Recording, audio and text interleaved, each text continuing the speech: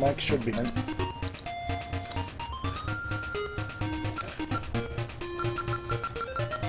Alright, I think I'm ready to go whenever.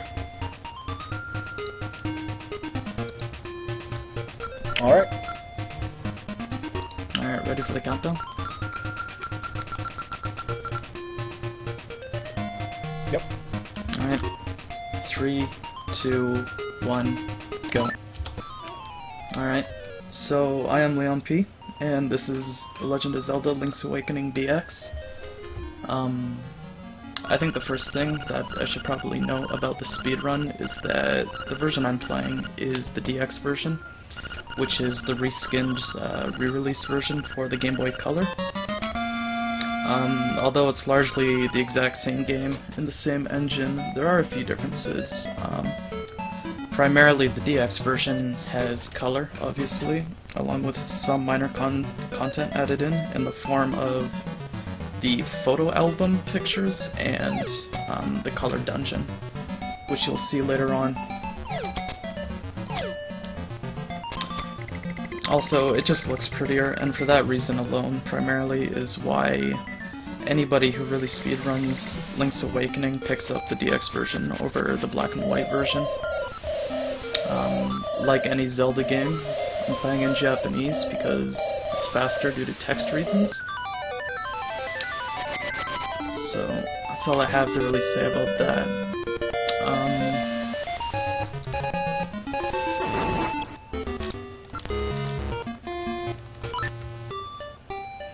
Also, the category I'm going to be playing is 100%. Now, Link's Awakening is a game that doesn't have an in-game percentage tracker, so like any game like that, what constitutes 100% or, you know, a max content playthrough is decided by the community for whatever makes most sense.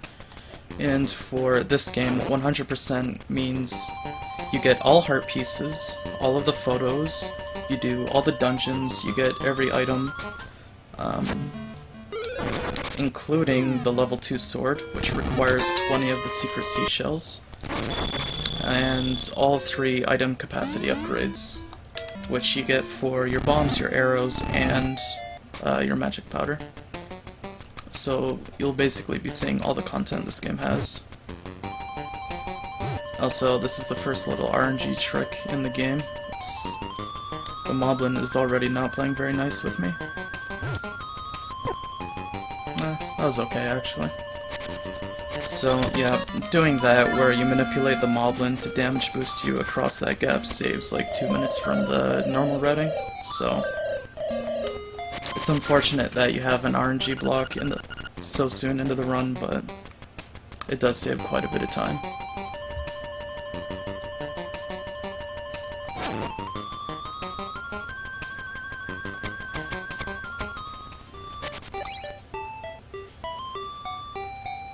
Do I need to turn down my game audio? Is it that bad?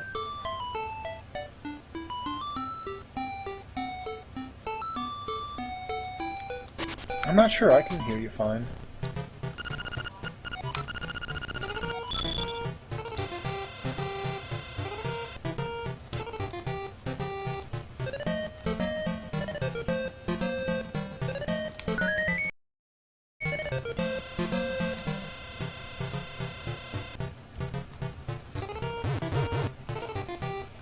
Your game audio is fine. Oh, okay. So I know I do speak like pretty quietly, so. Alright, so that's the first of the magic seashells that you get for the level 2 sword. Actually, hold that thought. Alright, shopkeeper was nice to me. So in the speedrun, you do steal from the shopkeeper because the bow is absurdly overpriced. And actually, for quite a long time in this game's speedrun history, actually, dying to the shopkeeper wasn't allowed. So you could steal from him, you just couldn't die to him, so for a long time the route meant you had to go get the gold or rupees I mean, to legitimately buy the shovel from the shopkeeper. And then you would steal the bow, and since you never enter the shop again, you don't actually die from him. However, within the last... Actually, it's probably the last year now, the rules were changed to allow an intentional death at the shopkeeper.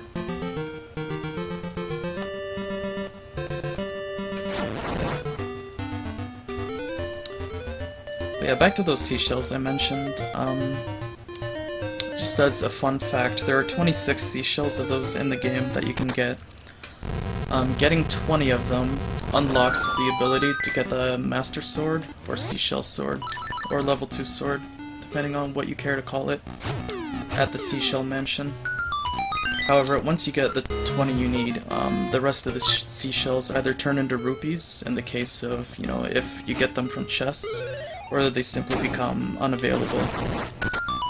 So, you can only get 20 of the seashells. So, for anybody wondering why you don't get all 26 in the 100% run, that's why.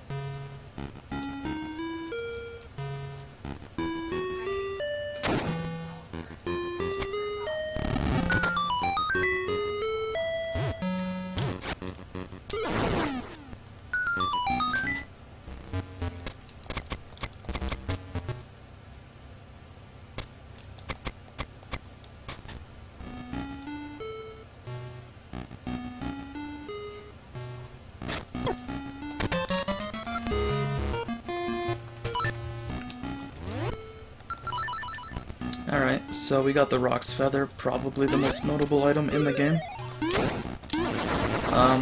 It turns a lot of the game into a cakewalk.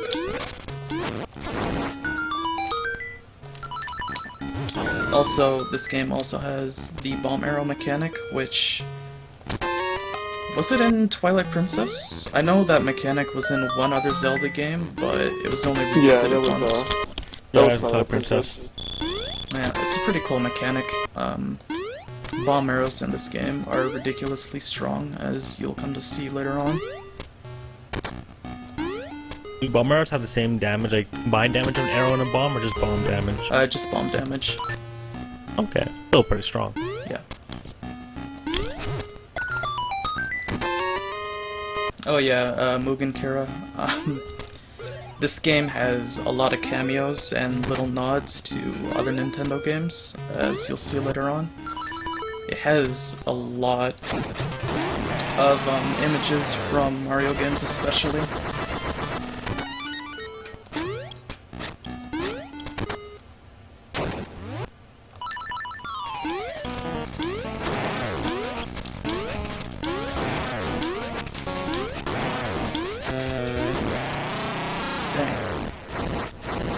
That was kind of a rough Moldorm fight, but I didn't fall in the hole or die, so that's not too bad.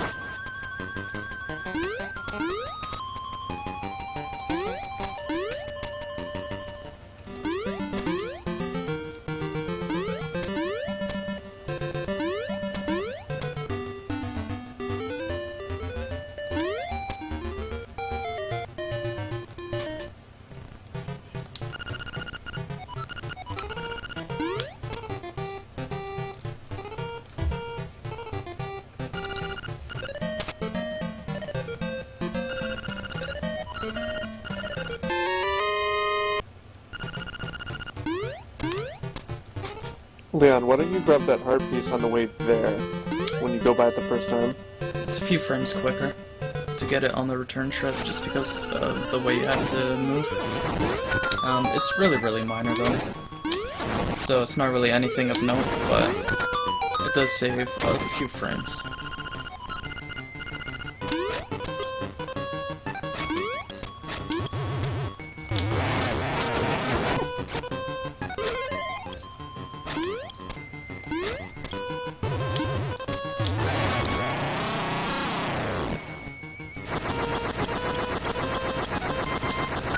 Gamer McBacon, in the any percent category of this game, there are a lot of sequence breaks. The dungeon order in that category is really messed up.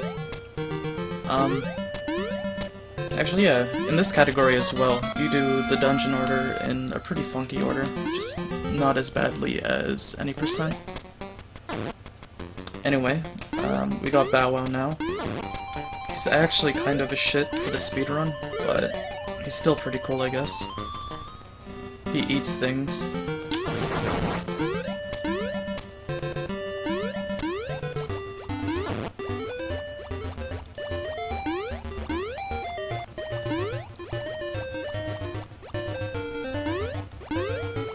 See, this is RNG. I just gotta wait for him to eat one of these flowers. He's actually being a huge asshole right now.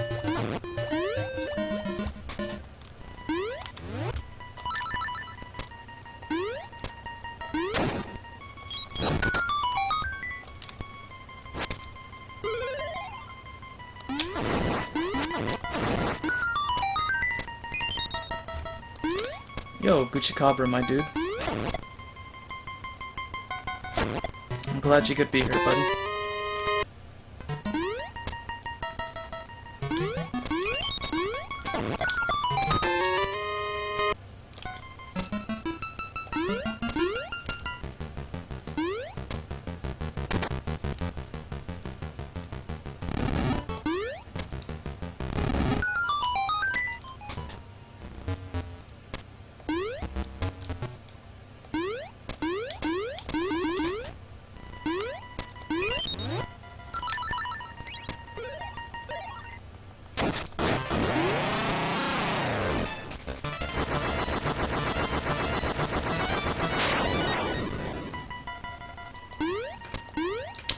Yo, Mandolin, thank you.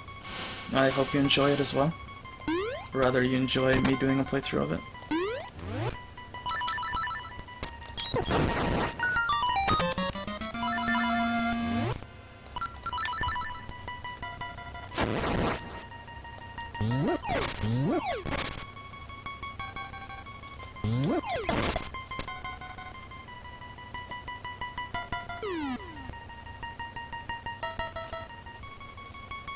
Alright, this room was pretty rough in casual playthroughs, if anybody remembers it. The secret to this room is the only way you can get that chest is if you kill the enemies in a certain order, and one of the enemies can only be killed by having a pot thrown at him. That room also sucks really badly in speedruns, as sometimes if you get really crappy patterns, you just lose a lot of time, and there's really nothing you can do about that.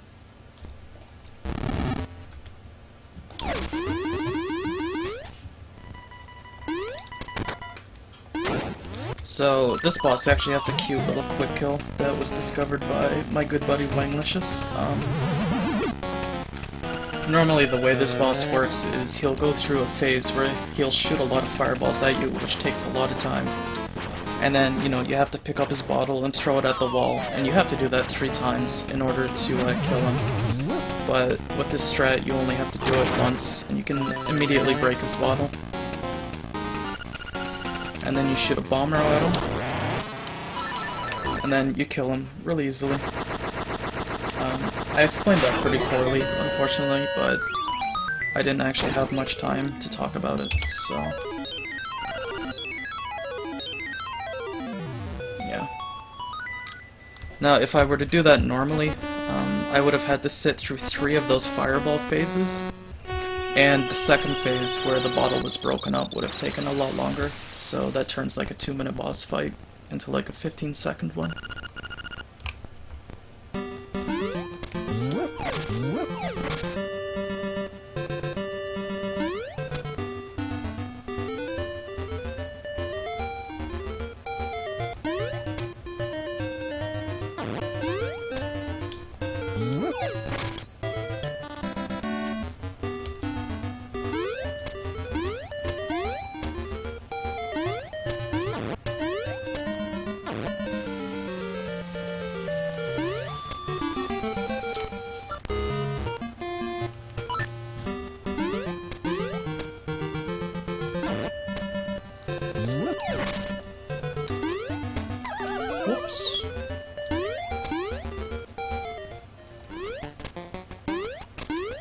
Yo, good morning, Chrono.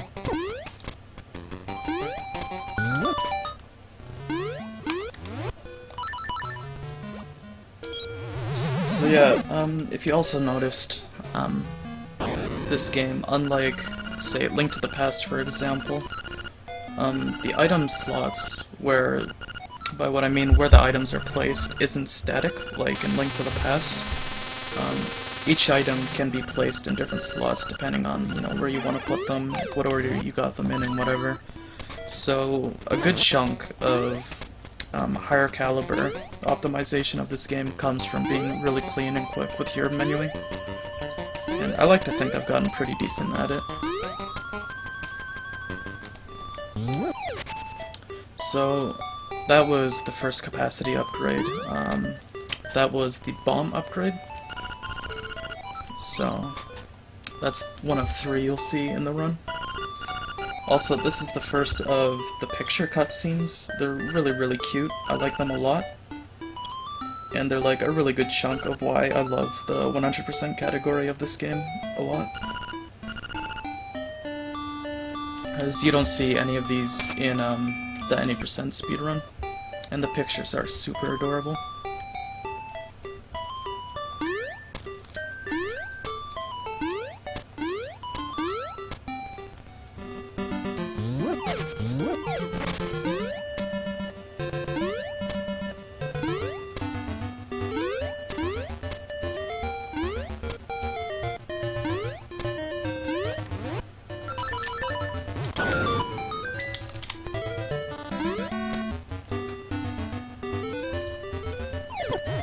Dang.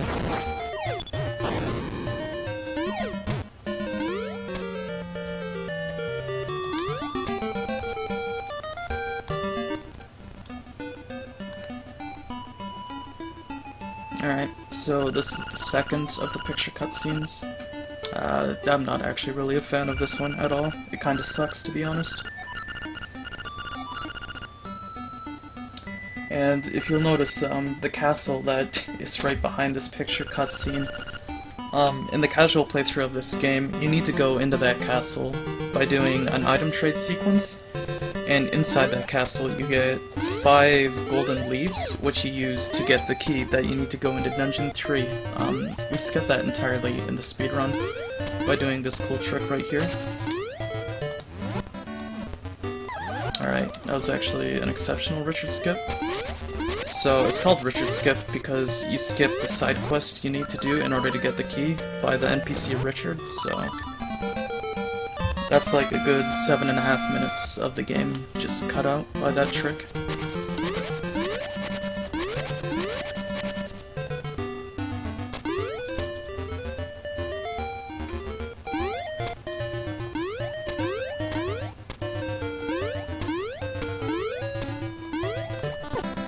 Oops.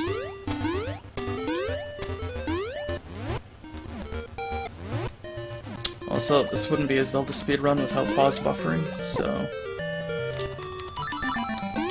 Link can walk on water as long as he pauses on a frame.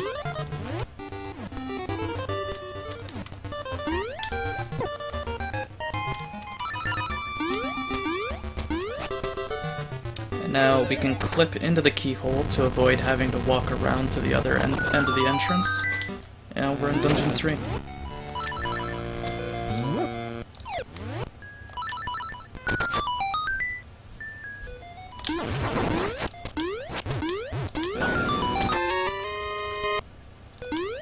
Yeah, I can't actually read your name. Starzone? I don't know. Stallone Zone?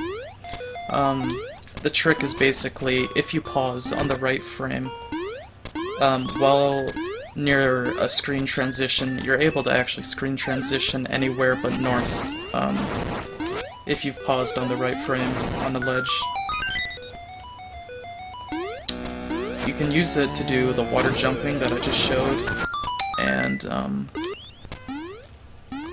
actually, yeah, that's just about it. The water jumping and the Richard Skip is really all it's applicable for.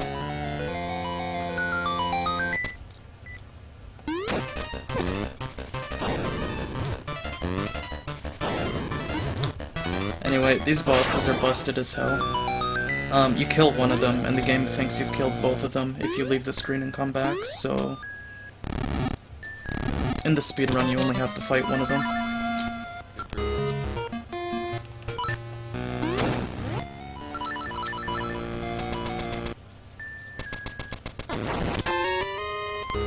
Oh, I might have muted my mumble, like... Oops. I might have to Mumble? I might have to set audio levels in mumble again, sorry. I'll do it when I beat this dungeon. I think we're fine. What exactly is the issue here? He is no mumble audio.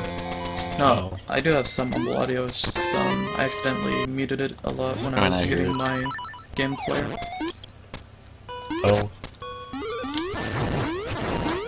As I say, good programming like any boss.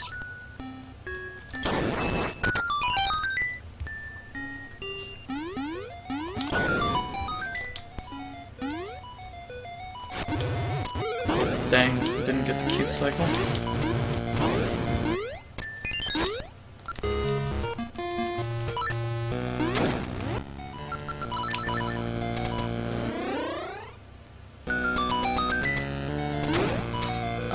Yeah, Krew. The screen warping where you go into the map to transport across the world is in the original. That glitch was patched out in the DX version, but the DX version has its own glitch that's pretty busted.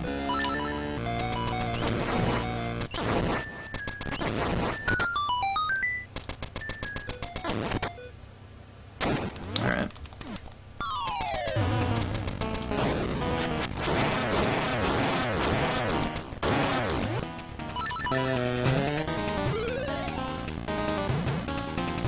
Yeah, this boss is being shitty.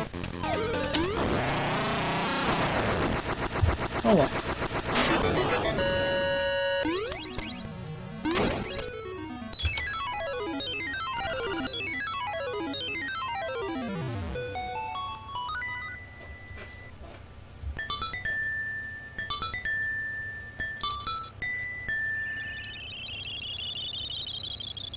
Alright. Mumble audio should be fixed. Hi. Yeah, there you go. That's a lot louder now. That was a good dungeon, by the way. It was decent.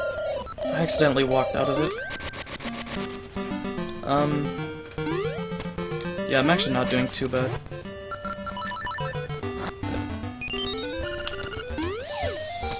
The second dungeon was really bad, because I lost about 12 seconds to Bow Wow just being a dickhead. But... oops. The actual play has been pretty decent, so whatever.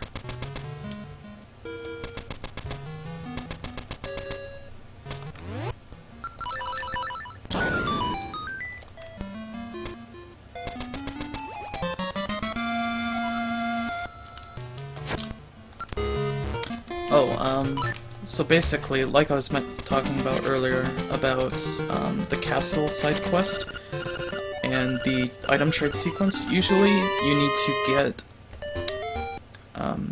to get the stick from the monkey or whatever in order to get to Dungeon 3 in the first place.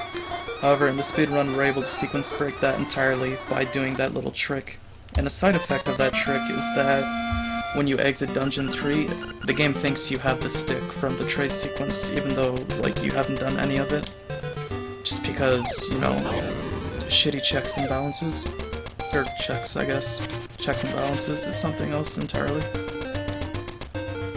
So yeah, you trick the game into thinking you have the trade sequence completed to a certain point. And so you skip having to do that chunk of it entirely.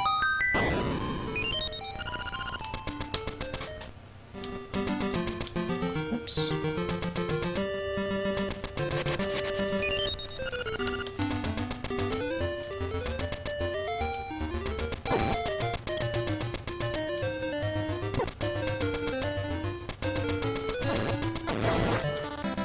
Yes, the bomb plus bow combo is a lot faster than just placing a bomb. So much to the point that Like, it's a large reason, well, actually it's the only reason why arrow inventory management is really important in any percent. It's because you're never really at any sort of a lag for bombs in the speedrun, but you are usually pretty low on arrows the whole time because you want to maximize the amount of times you use bomb arrows in place of just normal bombs, because it's a lot of time wasted having to sit around waiting for a bomb to blow up.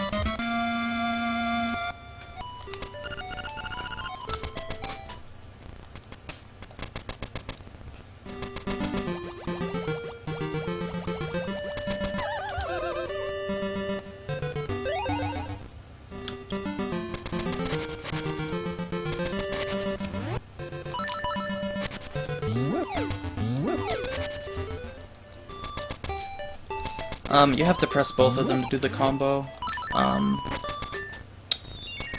More specifically, it's a lot more reliable if you slightly press the bomb before the arrow. Sometimes if you do it the other way around, sometimes you'll just shoot an arrow and then drop a bomb, which isn't so good. As in this game, you can only have one bomb out at a time, so if you do that, then you have to wait for the bomb to blow up before you can shoot a bomb arrow, and that's just no good.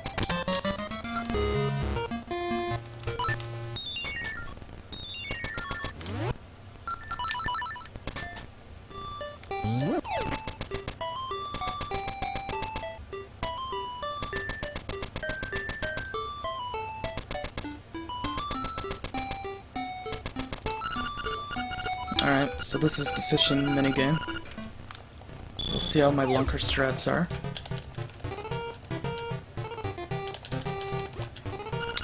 That first fish is mandatory. Unfortunately, what I'm aiming for is the big fish on the far right. The reason we get that in the 100% speedrun is catching him gives you a heart piece. Alright, so that was a pretty good fish.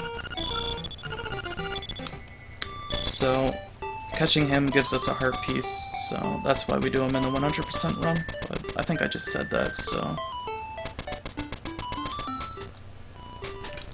So, now we're gonna go get Marin and get some more cute photos.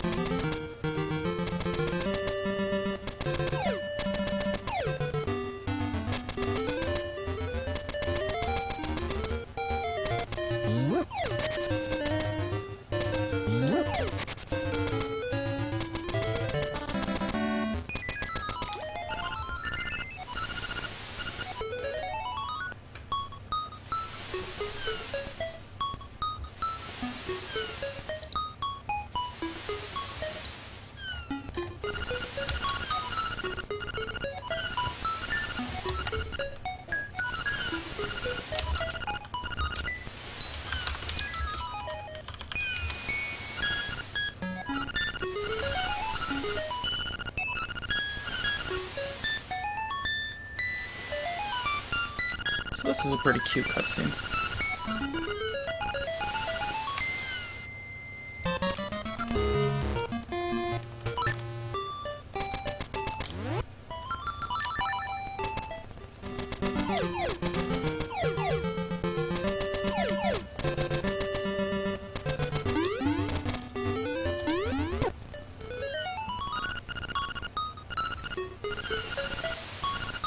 This one's also pretty cute.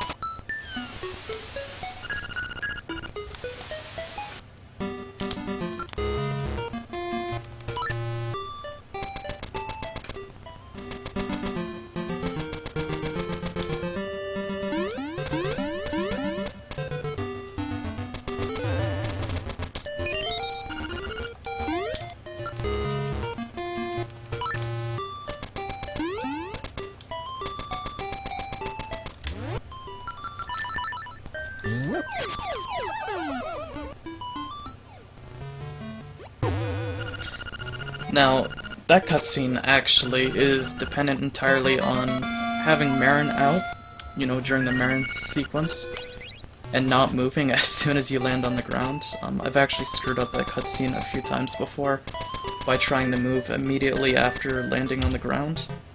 and then not actually having Marin fall on top of me, and losing like 10 seconds because I had to leave and go back in and let her fall on me. It's not a good look.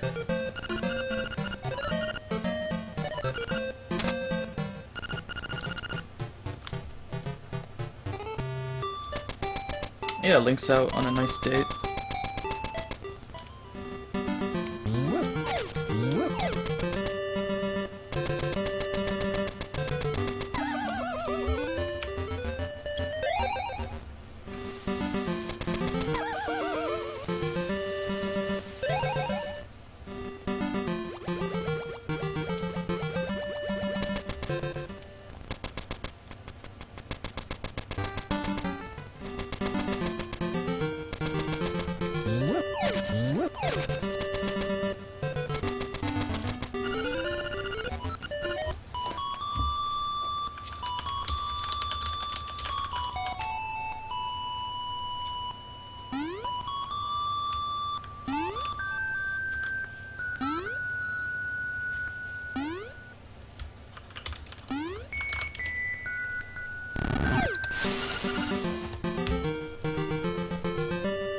Alright, so normally up here there's a mini-boss, basically the land molas from Link to the Past, that you have to kill in order to get the key to Dungeon 4, but I'm just gonna bop him. I don't feel like fighting him normally.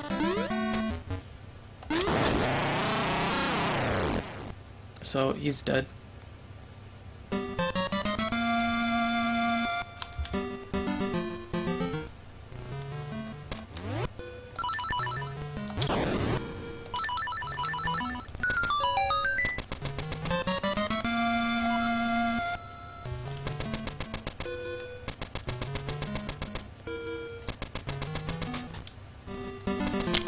Hey Leon, I don't mean to interrupt, but there's a donation. Mind if I read it? Yeah, sure.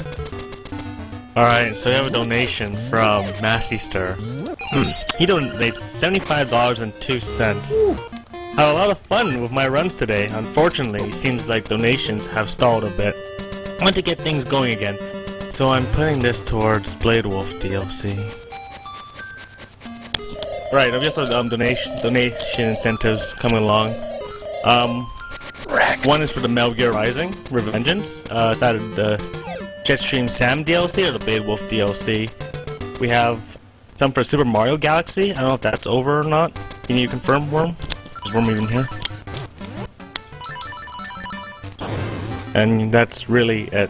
I mean, there's also one for a 3D Land where we save Luigi. That has $3 right now.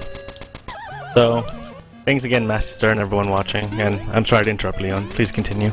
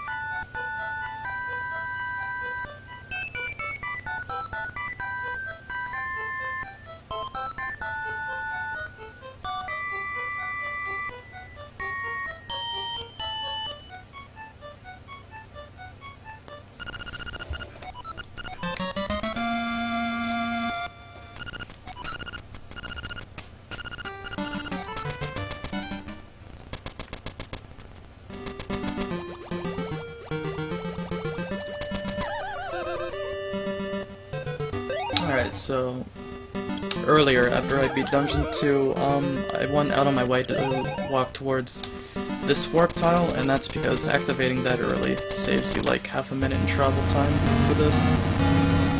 So that's cute.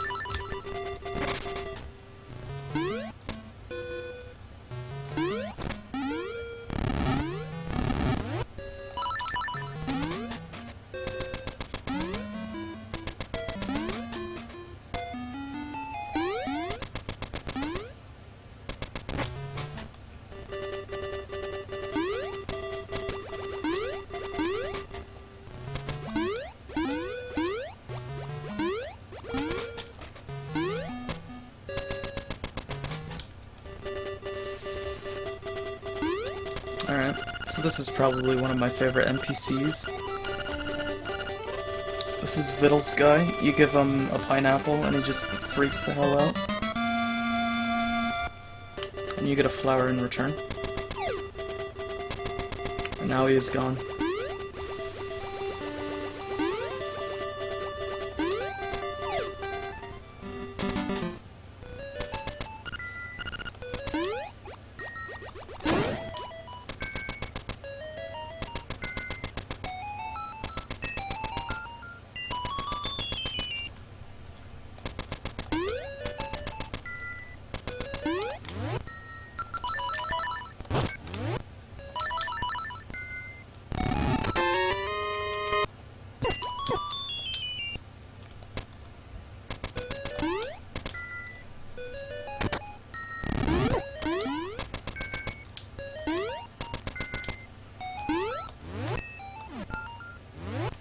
Ooh. That was 5 frames off. That was ugly.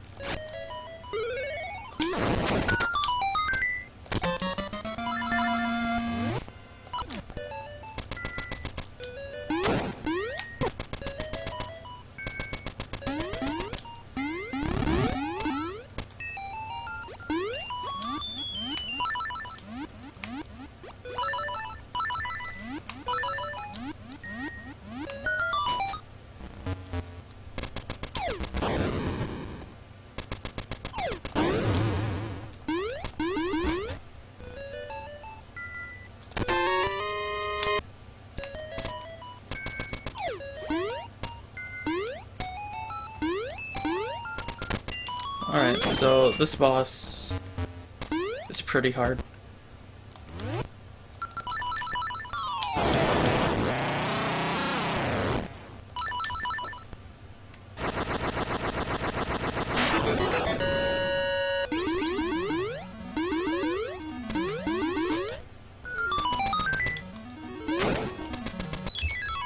Alright. I'm actually doing pretty well so far.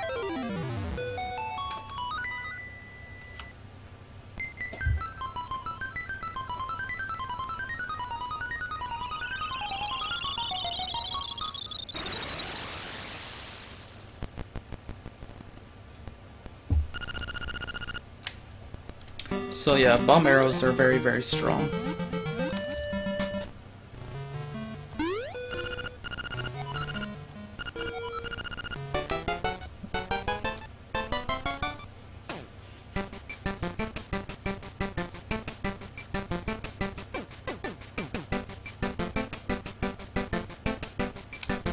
Alright, this is a good song, but it is not the best song, unfortunately.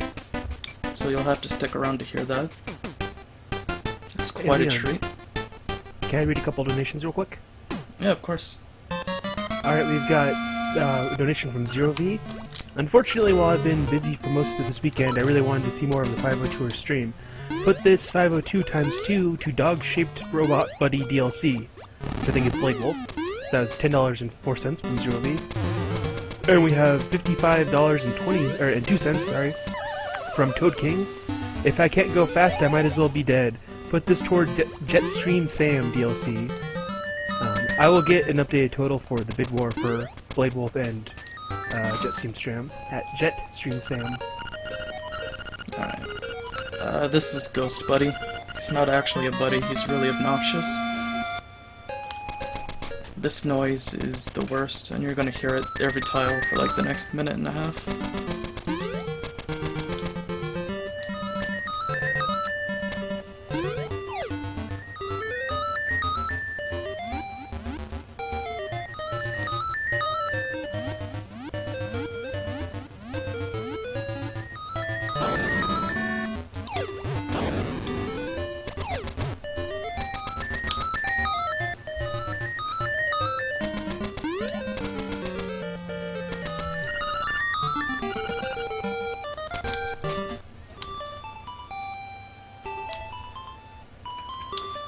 In the any percent category of the speedrun, you skip this guy entirely by sequence breaking Dungeon 4.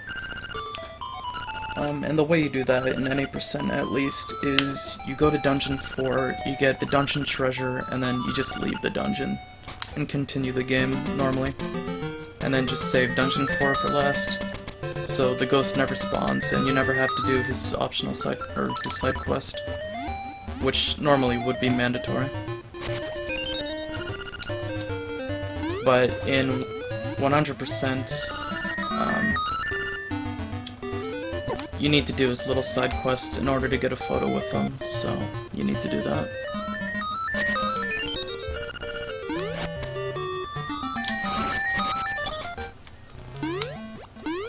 Wait, so in any percent you have to do this? No, in 100% you do. In any percent, you skip this side quest entirely. Oh, okay, yeah. I was gonna say, I don't remember doing this at all when I played the game.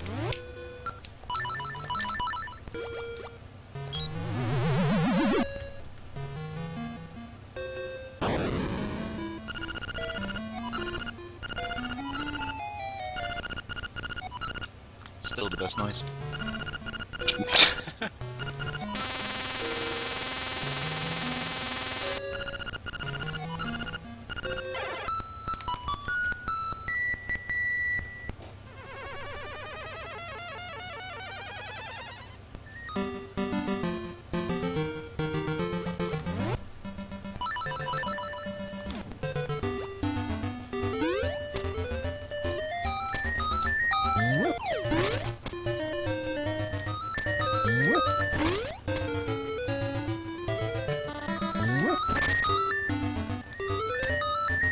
Alright.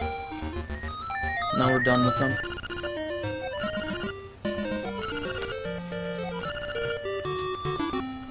And now you get to see the color dungeon, which is something I don't think a lot of people probably saw.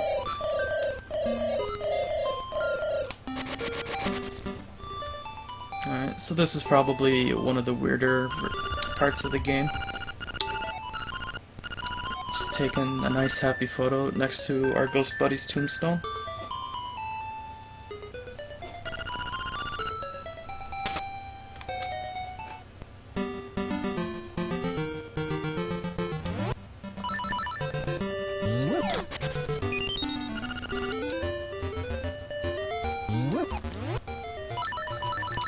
Whoa. Yeah, that's what I want.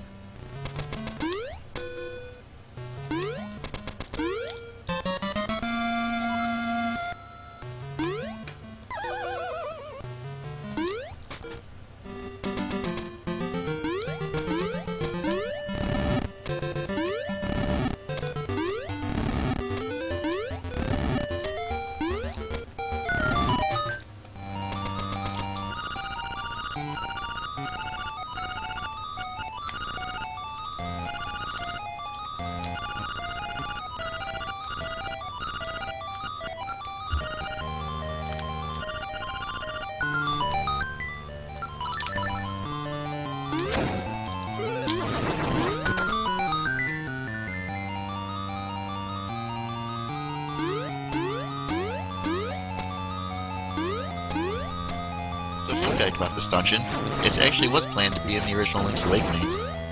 But for some reason it got scrapped and put in DX remake instead.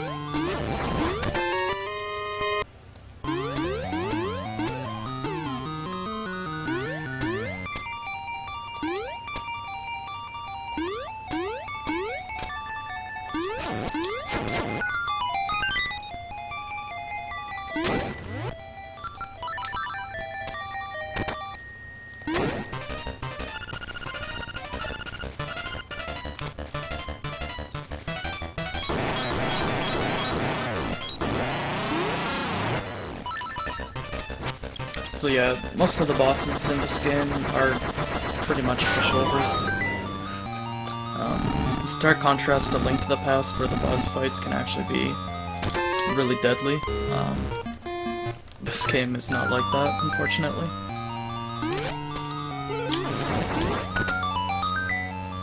So a lot of the items you get in this game are really OP if you know how to use them.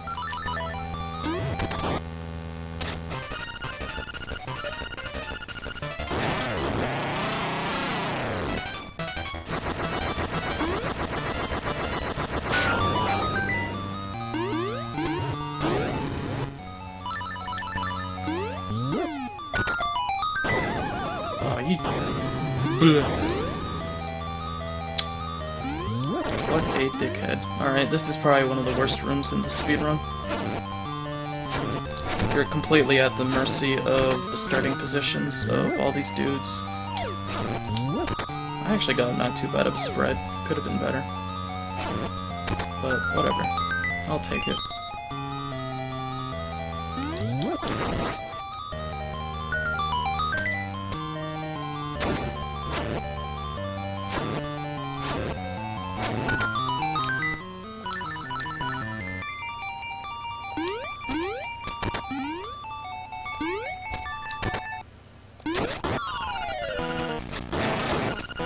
So again, the bosses are pretty easy.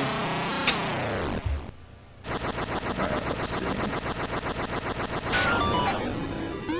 That wasn't too bad of a colored dungeon segment, truth be told.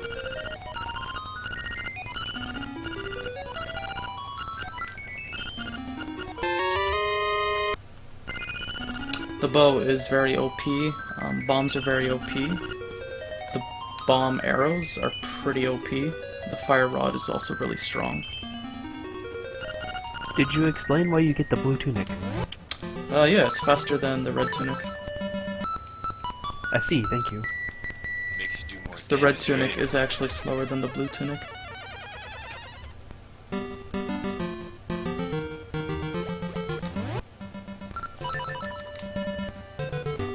So, right, actually, I don't think many people probably played the DX version.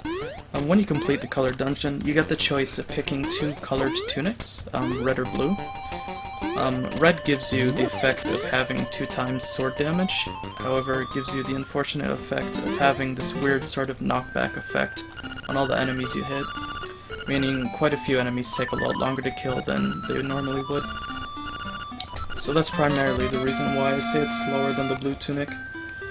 The advantage of the blue tunic is that it halves all damage you take, so although that's not terribly useful for the speedrun, I guess it's a little bit useful, but I pick it for the fact that the red tunic is just slower, so... Do you get the blue one in any percent? In any percent you don't do the colored dungeon, it's completely optional. Oh, okay. Never mind. Yeah, yeah. Because in order to beat the game, you only need the 8 instruments, which you get in the 8 core dungeons, so... Right.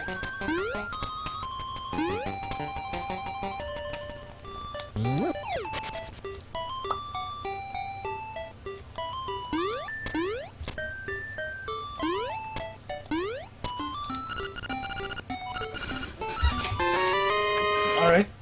This run is already a lot better than the Collectivathon. At this point in the run, I think I realized... The Collectivathon. At this The point... Collectivathon, dude. Hell yeah, dude. The Andy Lasso Marathon. By this point in the marathon, I realized I forgot a part of the item trade sequence and like had to backtrack to go get it.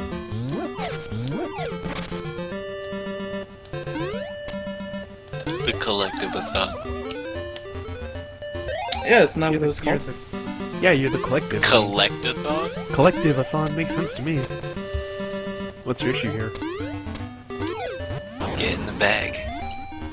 I have been collected. Not everyone has. But soon you all will be. Gary got in the bag. You've been in the bag. I wonder who else we can get in the bag. Oh, there are many. I would actually love to hear Worcester say, I have been collected. Could you imagine though? I don't care if he like never interacts with us again afterwards. I just want to hear it, dude. Immediately.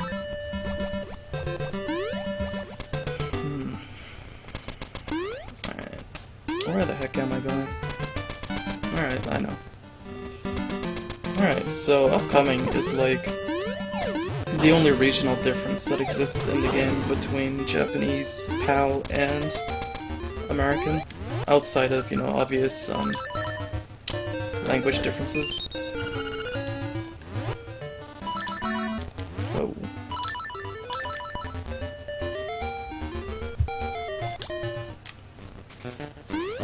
In the English version of this game, during this part of the trade sequence, you get the mermaid's scale, I think it is? No, the mermaid's bracelet from the fisherman. In the Japanese and European versions of the game, you get a bra, and then you go return it to the mermaid, and for some reason, the North American censorship, whatever you want to call them, organizations, felt that that should be changed to something more appropriate.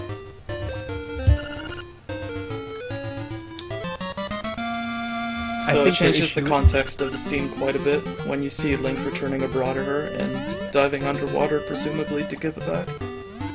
Yeah, I think that's their issue with it.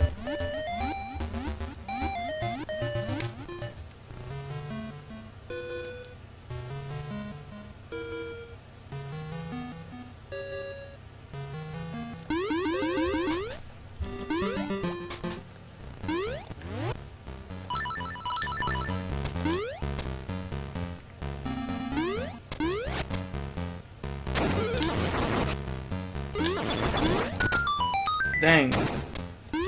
Dude, I just saw Crescent EXE get nuked from chat. Poor dude.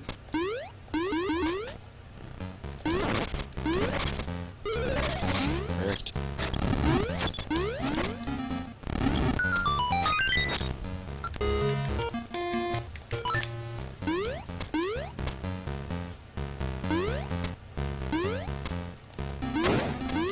It's not easy being the greatest Gimmick 2014 player of all times.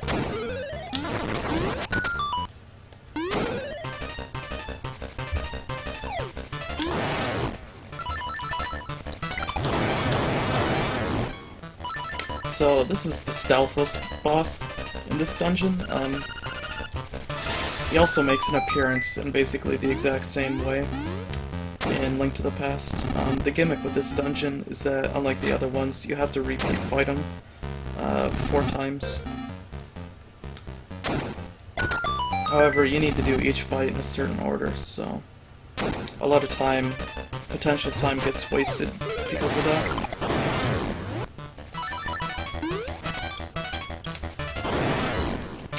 I guess as an interesting tidbit, the only damage you can do to him is with bombs. And fights number 1 and 4 require 3 hits of damage to end the fight, with 2 and 3 requiring only 2 hits of damage. So, in fights 1 and 4, you'll see me use bomb arrows, but in 2 and 3, I just use the sword and the normal bomb.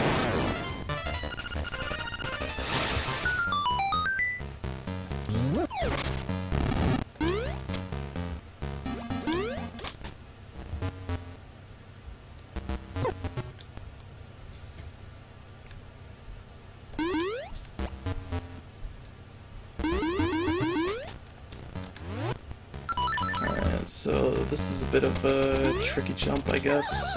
Oops. Usually don't mess that up.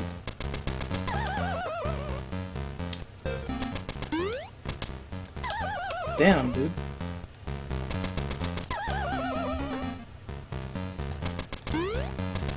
That was rough. Oh well.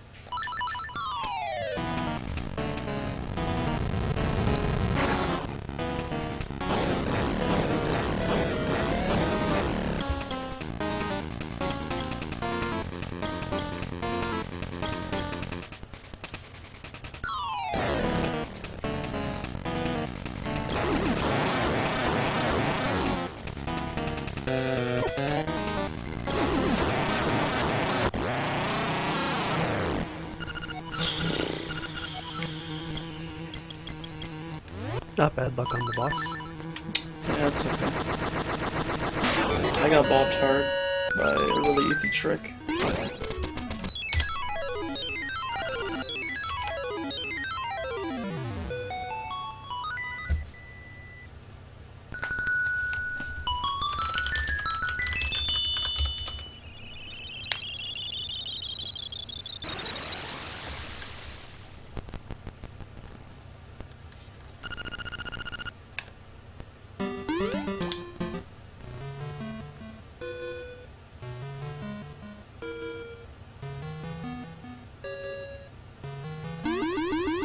So do you want to explain the hookshot jump you did? Yeah, boss? sure. You can use the hook shot and the Rock's Feather in tandem in order to clear gaps or terrain you otherwise wouldn't be able to clear because of distance, and you know, the limitation of your jump distance or whatever. And basically how you do it is you jump over a gap, you know, where there isn't clear ground below you. You shoot your hook shot, which temporarily lets Link act as if he's standing on land. However, during the hookshot's animation, you're not able to do any other input. And on the frame that the hookshot animation ends, if you press jump, you have a 1 frame window to do it, but if you do that, you're able to jump as if you're still on ground. So you can use that in a few areas to save varying amounts of time. The biggest example of that is Rooster Skip, which requires 2 hookshot jumps, and lets you skip the whole sequence where you have to wake up the rooster in order to get to Dungeon 8. Or, no, to go get the Dungeon 7 key, sorry.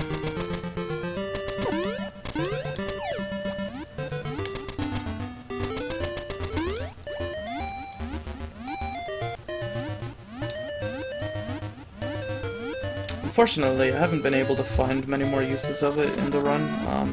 The one you just saw me do in that dungeon is completely unnecessary, but it saves like a second over not overdoing it the normal method, so why not?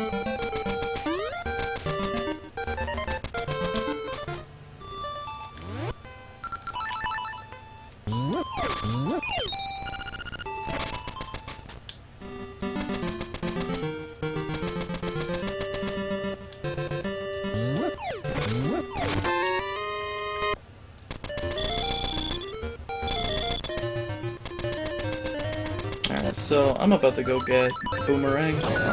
Something worth noting in this game is that the boomerang, unlike other Zelda games, is actually really strong.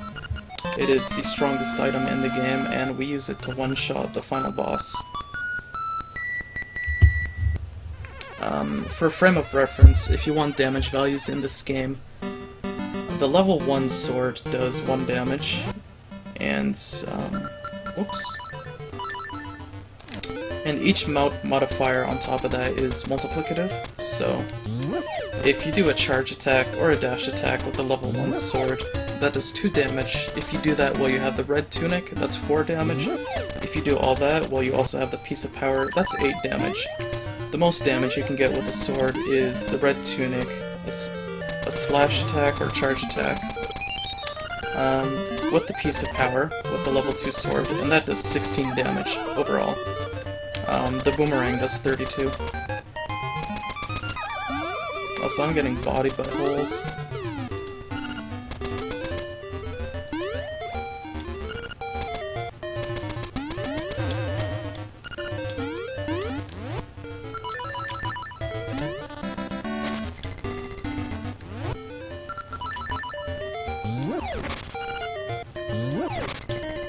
How bad would this maze be if it was random every time you played the game? I'd be pretty sad.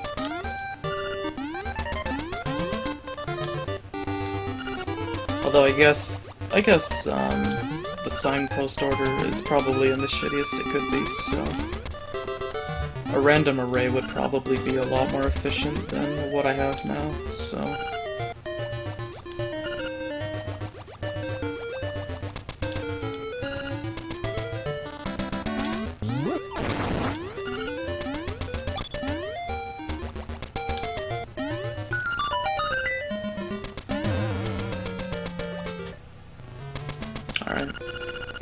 This is the best song in the game. I hope you enjoy. Best song.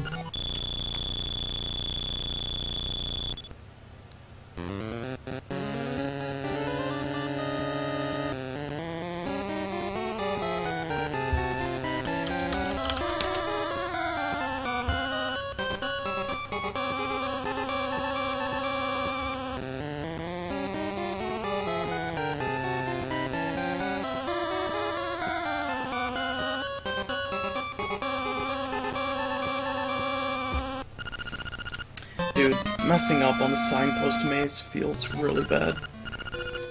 Because if you misread one sign, you have to redo the whole puzzle. Alright. My time is actually looking okay, I guess.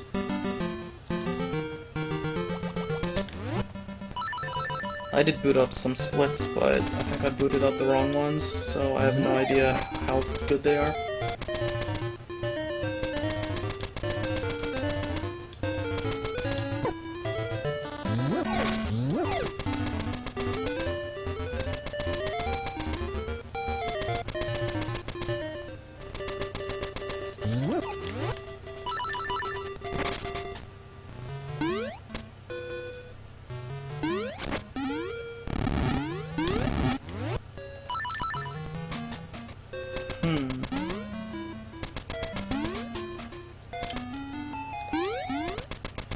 My boot is on the wrong inventory slot. That's a bummer.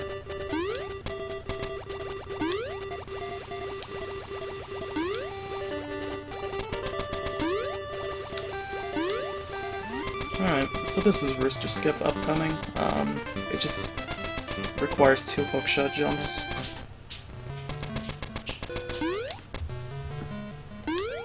So it's probably the highlight trick of the run. So let's see. Woo!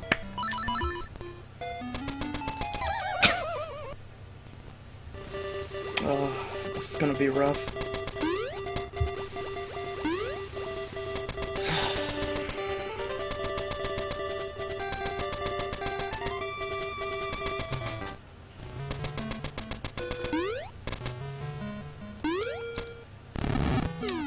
I've never fucked it up like that before. Marathon luck.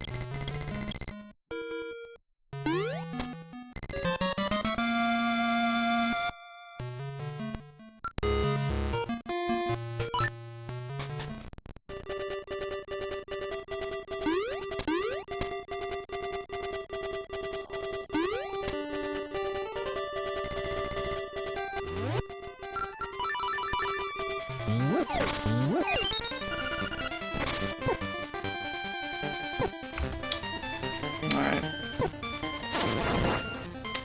I am turning off my splits. I'm sad now.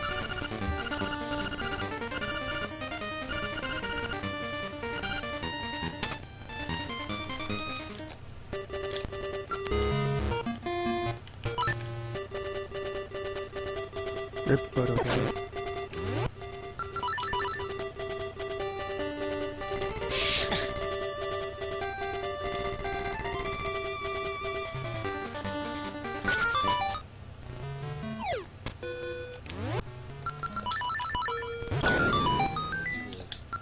Pictures.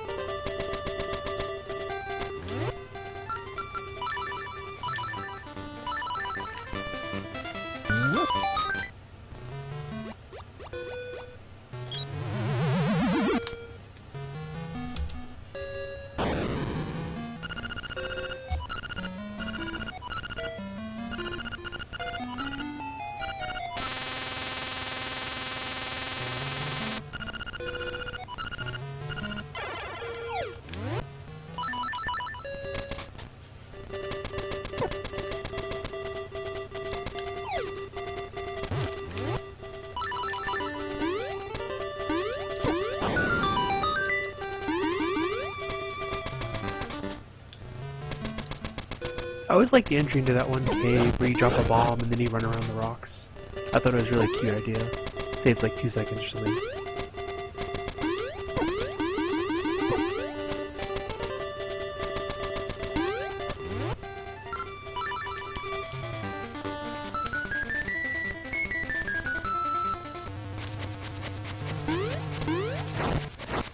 Anyway, I don't feel like fighting this mini boss either, so I'm not.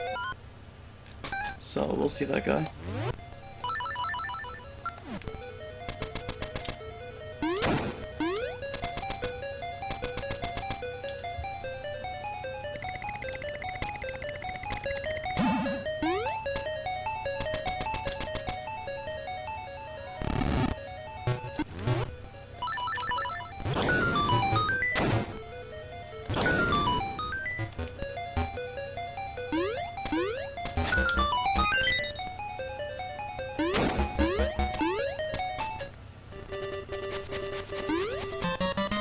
There actually is a fourth warp tile up here, and I never knew that existed until I played that category. And I'd been playing this game for like almost half a year by that point. I was gonna say a whole 2 months by that point, right?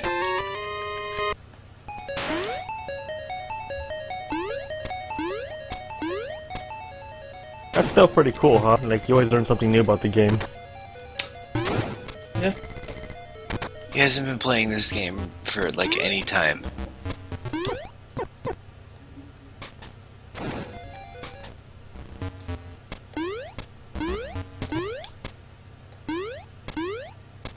And that's not like a diss at all. That's like a compliment.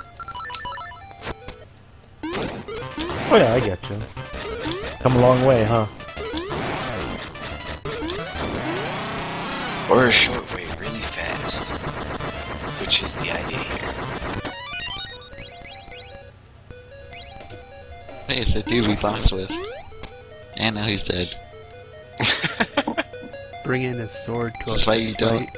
Yeah, that's why you don't bring your fist to a sword fight. This is true.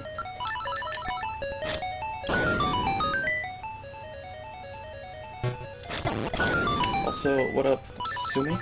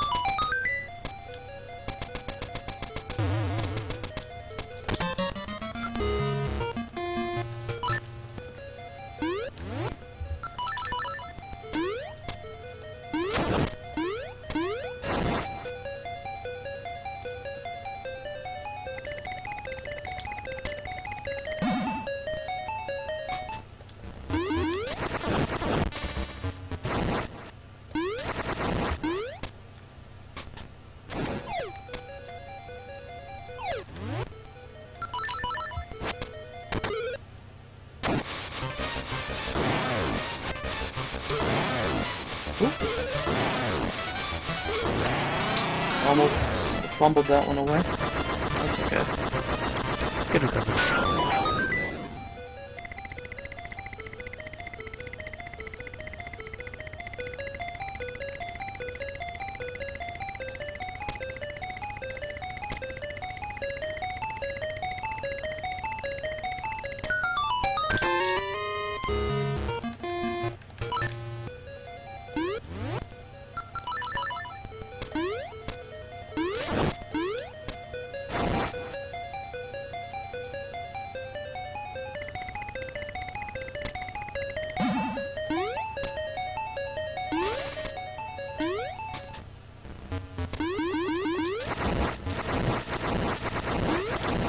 Alright, upcoming is like the sketchiest boss fight in the game. Nobody really understands how he works, so you just throw a lot of fireballs at him and hope for the best. That's brilliant. 2 Alright, I got a 1 cycle. That doesn't happen often.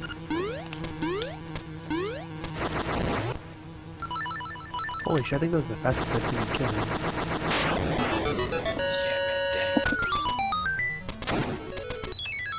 This is your record pace yet? No, I fucked up Rooster Skip too many times for that. Up until Rooster Skip, I was 22 seconds ahead of PB though. Well, not PB, but the splits I was running, which is like 20 seconds behind PB, so I was like PB pace, sort of.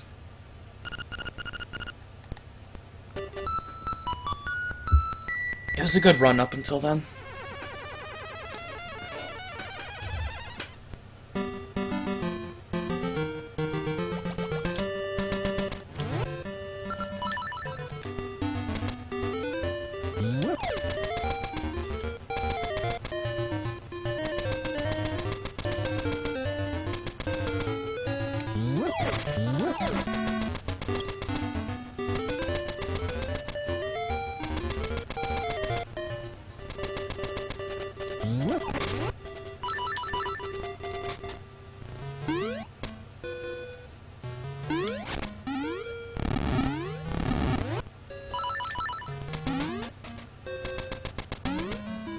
What in the shit is chat talking about?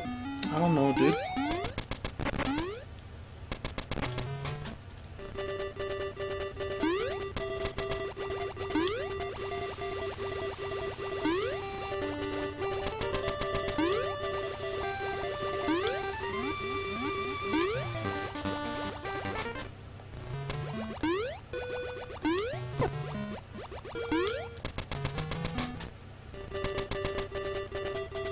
Hey, people in chat, you should donate to tell us what you're talking about.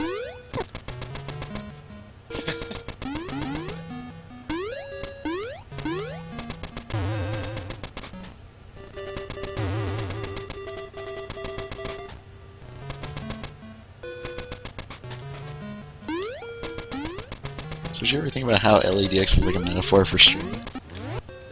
Yes. Please elaborate.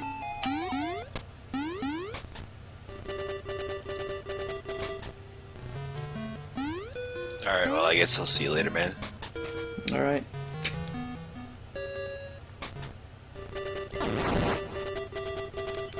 Dang, Zerovi never got to finish that thought. Rest in peace. I'm trying to remember it. Something about like the urn disappears. Thing, sorry. Did you ever think about how it's like Wow. a metaphor for streaming? The This role guy is to brings stream. it up and doesn't even know the story behind it. He just presents the lore and then just doesn't have anything to back it up. Yeah, I just heard it someplace.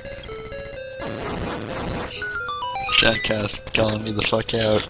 That Except he's reminds right me of too. this I dude know, in like right? my grade 10 gym class. Guy would come to class like high every day and try and tell me jokes that he didn't actually know the punchline to. Are you calling me highly MP?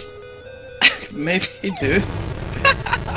Maybe he was asking you just cut the questions. story. That is the funniest.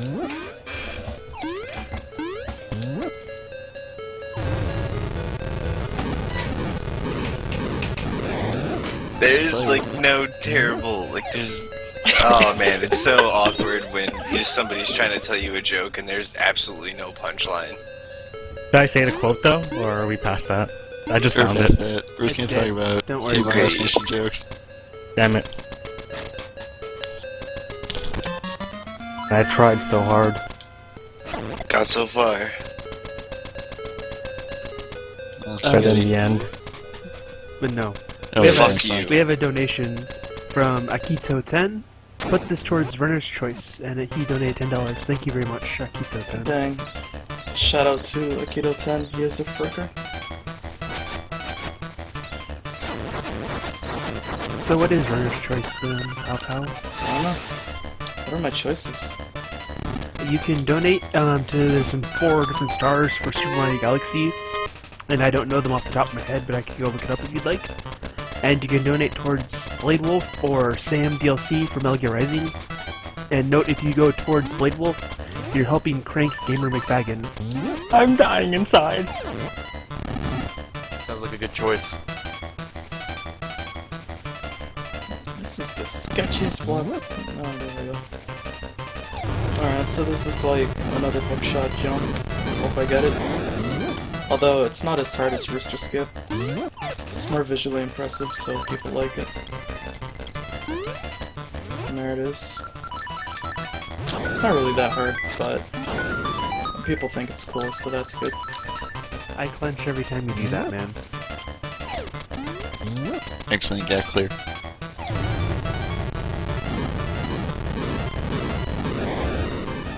Roll call was asked for, so I am Bordethly, or Boat, whatever you want to call me. Hi, I'm Gamer McBagan. Sorry. I am Excelsior. Drip drip help.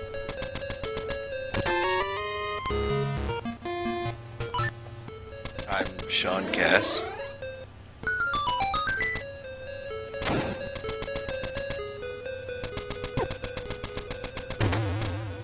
I'm number Your 9. speed runs the video game. Oh, I am the runner, Leon P.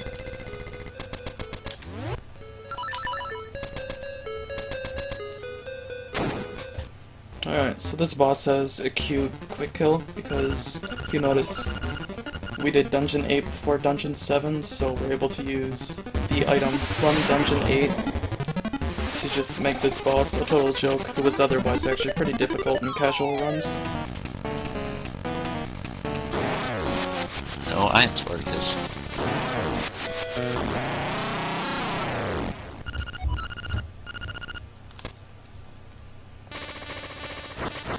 Do you know how much damage the Flame Rod does compared to the Boomerang or the powered up Super Duper Sword thing? Not sure. I know it's Yeah. pretty comparable to the bomb arrows, but a little bit less. Was that an extra for the bird boss, Leon? It's like a month or two old, kinda new. I don't know. It doesn't have much application in the categories everybody else runs because, or rather the most common category, because that trick doesn't actually work if you haven't save and quit in the dungeon, and that doesn't really make much sense at all, but it just doesn't work if you don't save and quit, and the default category, which I don't really run anymore, is no save and quit, so...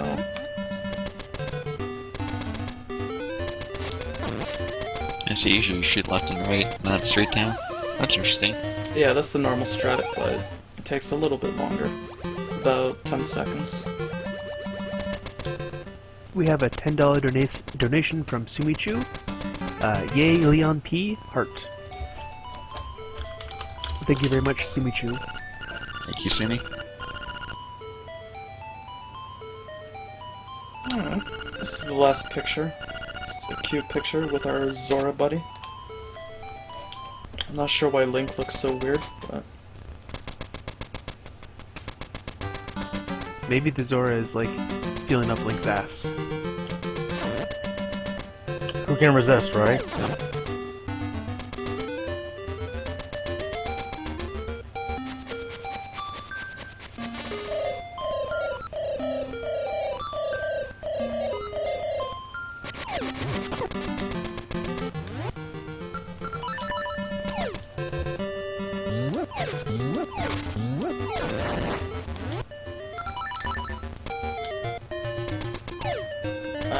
Garrison didn't have his Twitter listed because he likes to keep his social media stuff, like, not super private, but on the down low.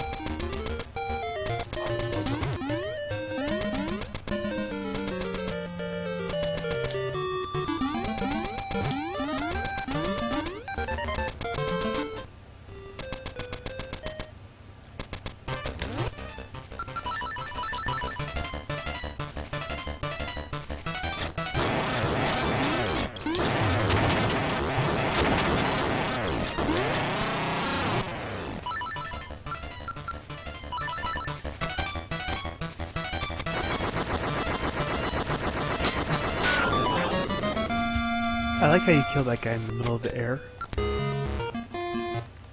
Yeah, that boss fight is goofy and a total joke 100%, because by that point you have like 10 million arrows, so you can just go ham on him. Whereas in any percent, it's actually pretty nifty. Because, you have to use the sword and some cute little timing in order to hit him.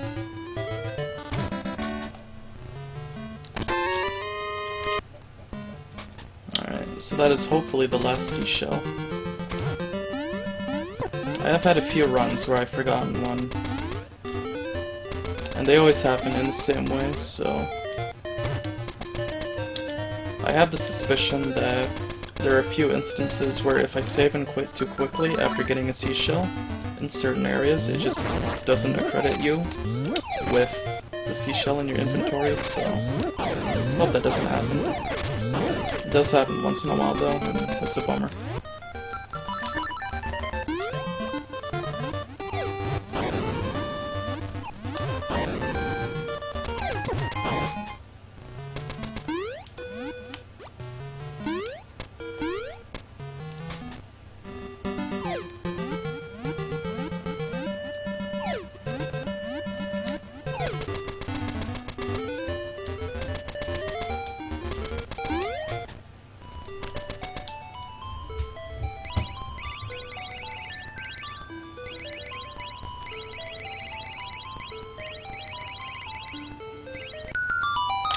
Oh, thank God. Every time I do this part, I swear the meter like fills up slower than it normally does. I get really concerned that means I left the seashell somewhere. It definitely slowed down at the end there. So It's for the extra tension. that's the level 2 sword. It's pretty strong. It gives you the sword beams twice as much damage.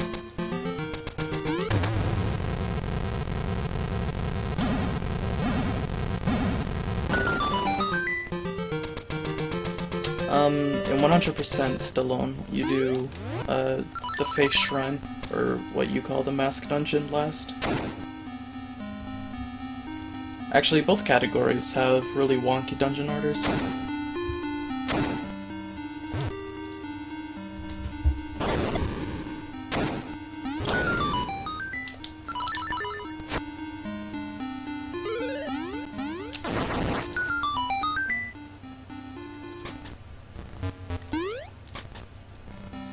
That was weird.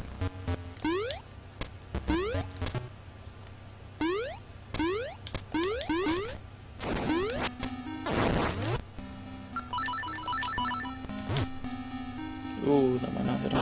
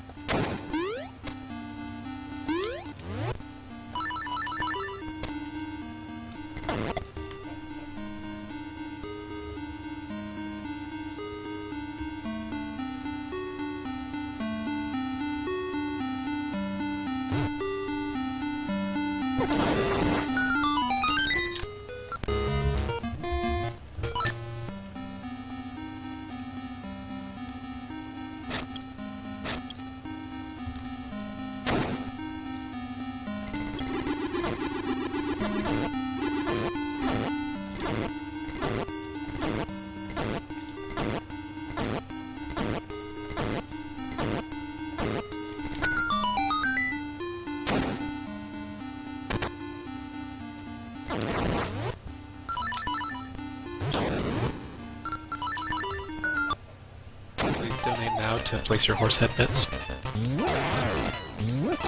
One horse heads. Dang. Sorry in advance. That was almost a good buff. Dog fight. I hate that dog so much. Yo, who are these assholes saying like 7 and 9? Dang. Want me to ban him? I would hop on 502 Marathon to demod and then ban Excelsior.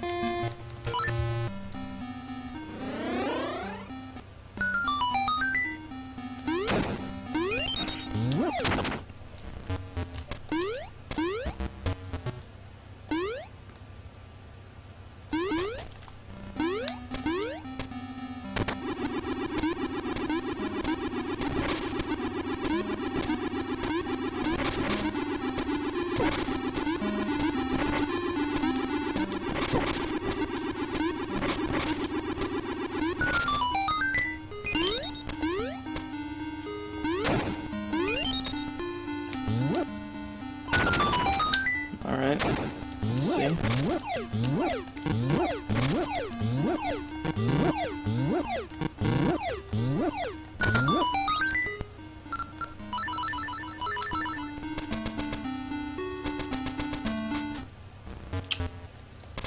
I can live with 4. I've actually guessed 4. Dang, I gotta scroll up. Mashy guessed 4.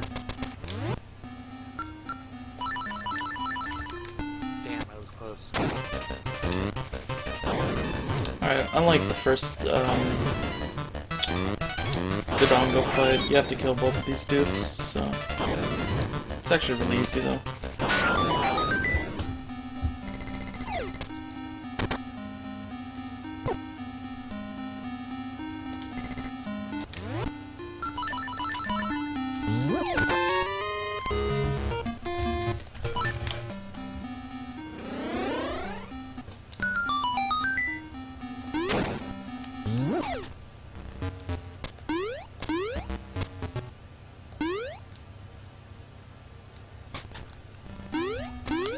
Holy shit, dude, I totally read that chat message wrong.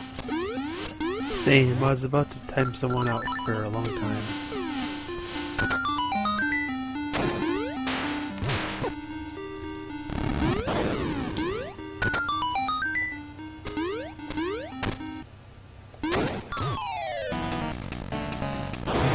This is a pretty goofy boss.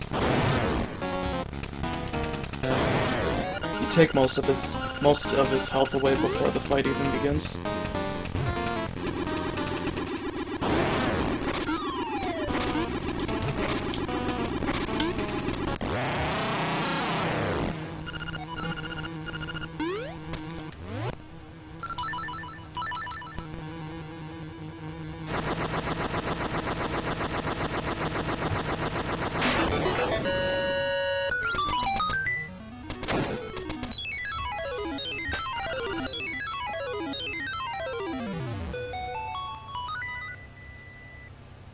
Is Sumi have seizure? Like, what the fuck did she just type?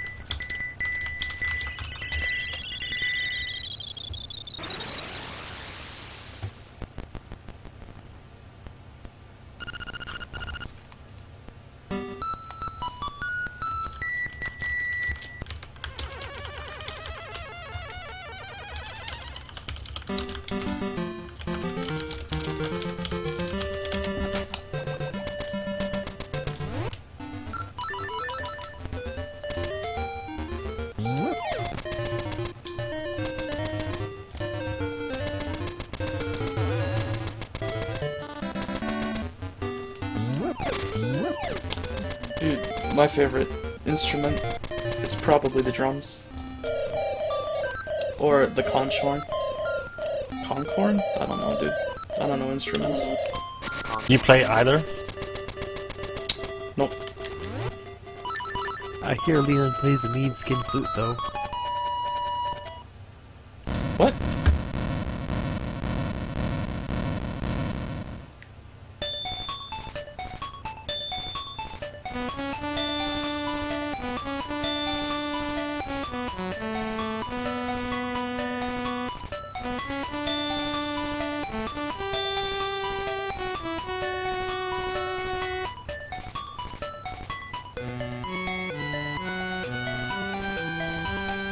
You know, next time we should really get some Franco places going on this channel for fun.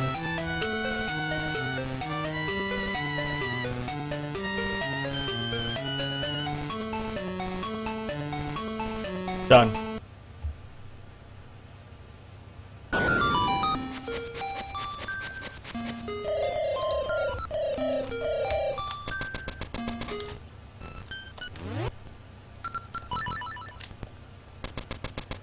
Alright, so fun fact about this segment of the game, normally in order to find out the direction you have to go to get to the end of the dungeon, you have to go to the library near the face shrine and decode some message to figure out the order for the maze. However, if you don't do that at all, actually, the path you need to take will be the same every single time. So, there are a few little tricks in this final boss fight.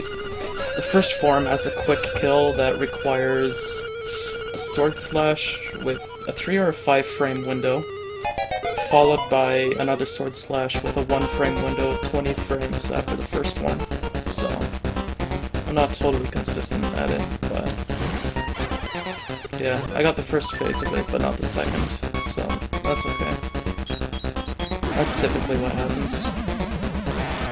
So when that happens, you just pull out the magic powder and finish him off. Now here are blue balls. I hope they don't disappoint.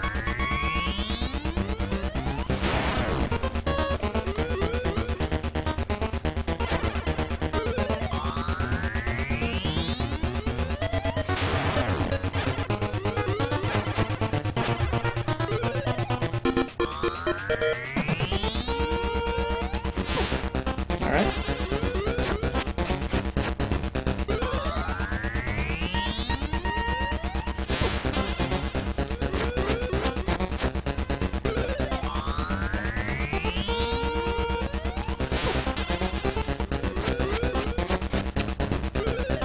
I have never seen him act this way before. Dude, this is the best marathon luck. What did you do with this guy? Like, did you steal his lunch money today or something? Oh, he's fucking pissed at me, dude.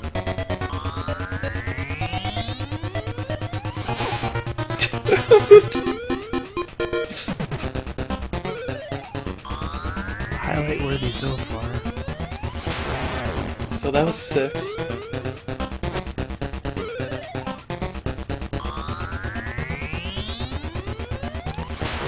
Oh, you shithead. That's boring.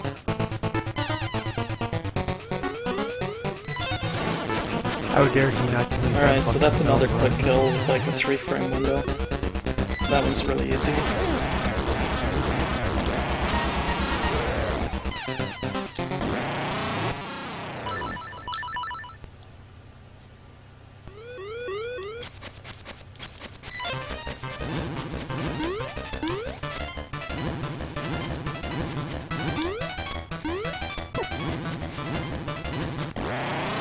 So normally it takes 16 arrows to kill that guy.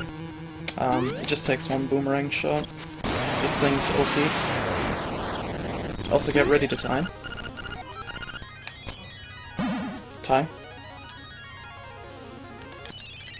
Good job, man. Congrats. Dang. 137.21. Good run, Leon. Thank you.